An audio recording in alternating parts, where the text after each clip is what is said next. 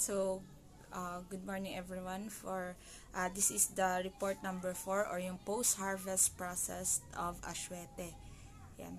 Annatto powder, also known as aswete powder, is a vibrant red orange spice derived from the seeds of Vixa aureliana tree.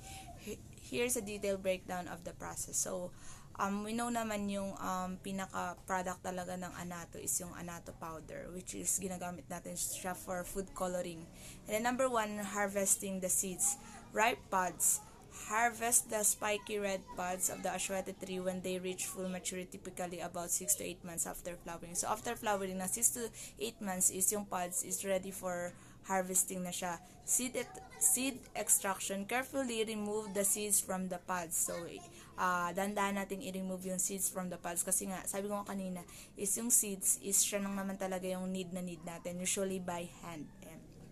Drying the seeds. Sun drying. Spread the seeds out in the sun to dry, which typically takes several days. So, yung pagdadry, same with mga rice, diba, dinadry siya through sun drying. So, it takes several days. Ayan, hindi lang siya basta-basta na after nitong isang araw, okay na. So, it takes several days dito. Artificial drying, you can also use ovens or dehydrators to speed up the drying process. Katulad ng pinabili sa atin ni Ma'am ng dehydrators. Itong aswete, to get or madry yung seeds is gumagamit ng dehydrators para mas speed up, no? Kasi 'di ba, yung pag sun drying mano-mano is nagte-take siya ng several days. Pero dito sa dehydrators is speed up niya yung drying process. Grinding the seeds, traditional method, use a mortar and pestle to grind dried seeds into a fine powder. This is labor-intensive method but yields a high-quality powder. So, traditionally, ganito naman talaga ginagawa natin nung mga wala pang mga machineries, no? So, we use mortar para durugin yung seeds. Paging powder siya. And then, modern method, use a spice grinder or food processor to grind the seeds. This is faster and more convenient option. Of course, para hindi na rin hindi na kailangan ng mga laborers or hindi na tumagal is gumagamit na tayo. Ito yung mga modern method is yung mga grinder or food processor. Storing annatto powder, airtight container. Store the freshly ground annatto powder in an airtight container in cool, dark place. This help preserve its color and flavor. So, to preserve, for yung pag sinostore natin yung annatto powder into airtight container, hindi siya talaga is naiwas sa mga contamination, is na-preserve din natin yung color and flavor niya. And then, yun lang yung sa sa post-harvest process of aswete. Kasi diba, hindi naman talaga commonly na mahirap yung pagpaprocess ng aswete kasi unlike sa iba. So, ganun lang ka-basic yung pagpaprocess doon. When it comes sa post-harvest process naman ng pomegranate, sorting and grading. Sorting, harvested pomegranates are sorted based on size, shape, color, and quality. Damaged or bruised fruits are typically discarded. So, nasasort siya based on size, shape, color, and quality, and then sa damage niya. In grading, pomegranates are graded into different categories according to their size, color, and overall quality. This helps to ensure consistent quality and price for our consumers.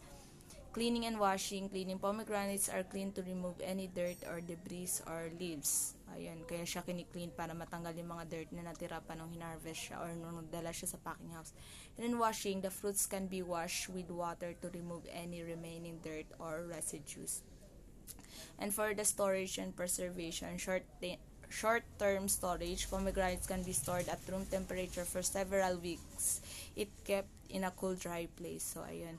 And then refrigeration for longer storage, pomegranates can be refrigerated up to 3 months. Ganun siya katagal. So, freezing, whole pomegranates can be frozen up to 6 months. Ayun. Mas matagal siya unlike to refrigeration.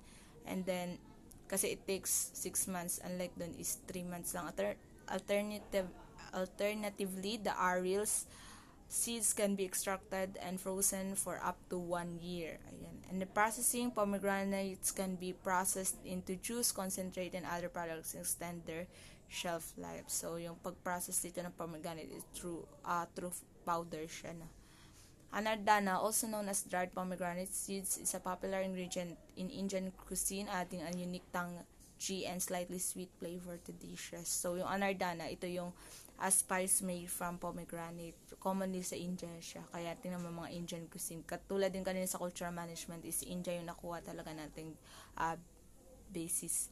And then number 1, selecting the pomegranate. Choose ripe, juicy pomegranates with a deep red color and a firm texture. Avoid any that are soft or bruised. So, yung maganda na yung pipili natin, yung red color and then yung firm yung texture. And then, extracting the seeds, carefully cut the pomegranate in half and gently remove the seeds, separating them from the white pit.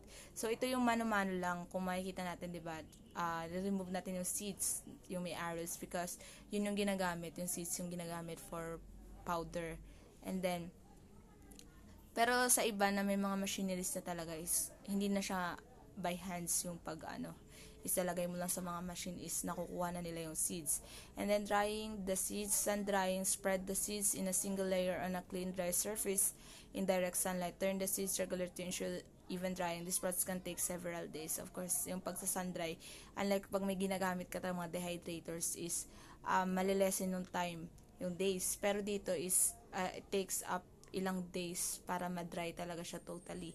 Oven drying, ito, preheat or your oven to the lowest setting around 200 degree Fahrenheit. Spread the seeds on baking sheet lined with parchment paper and bake for 4 to 6 hours. Checking periodically to prevent burning.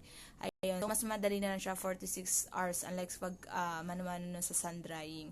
It takes up 4 to 6 hours lang pag oven drying. Pag dehydrator naman, katulad ng sinabi ko, use a food dehydrator set to 135 degree Fahrenheit and dry the seeds for 6 to 8 hours. So, yung pinaka mas mabilis dry ng seeds niya is through oven drying.